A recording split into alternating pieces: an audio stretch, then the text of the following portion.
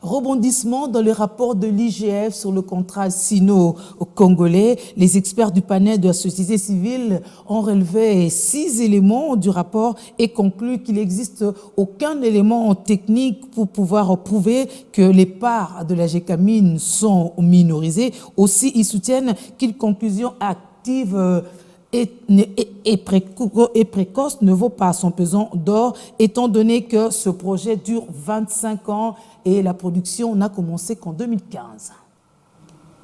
La répartition des parts entre les sociétés chinoises et la partie congolaise.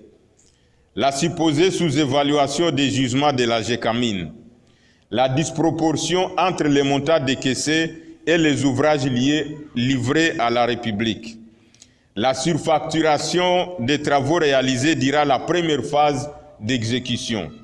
L'octroi de la plupart des sous-traitances aux Chinois.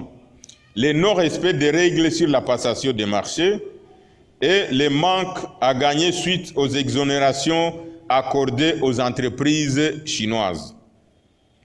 De l'analyse faite par le panel des experts de la société civile, il y a lieu de relever ce qui suit.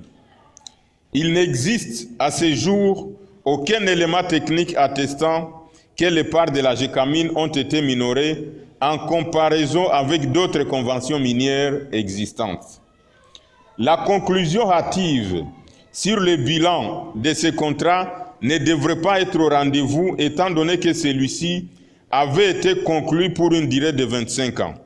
Et donc, il n'y a aucune raison de conclure que tout ce qui était prévu dans les 10 contrats serait déjà réalisé en ces jours, surtout que la production n'a commencé qu'en 2015 pour un contrat signé en 2007, des suites de travaux d'implémentation des projets et des difficultés rencontrées lors du démarrage de ces projets.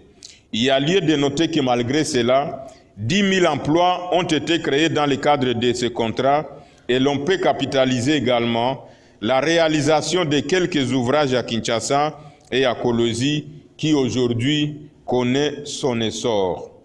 L'IGF n'a pas eu non seulement le temps de mesurer l'impact réel de ces contrats sur l'économie du pays et du social des communautés locales, mais aussi et surtout n'a pas eu le temps de se prononcer sur les acquis de ces contrats pour la survie de la Gécamine.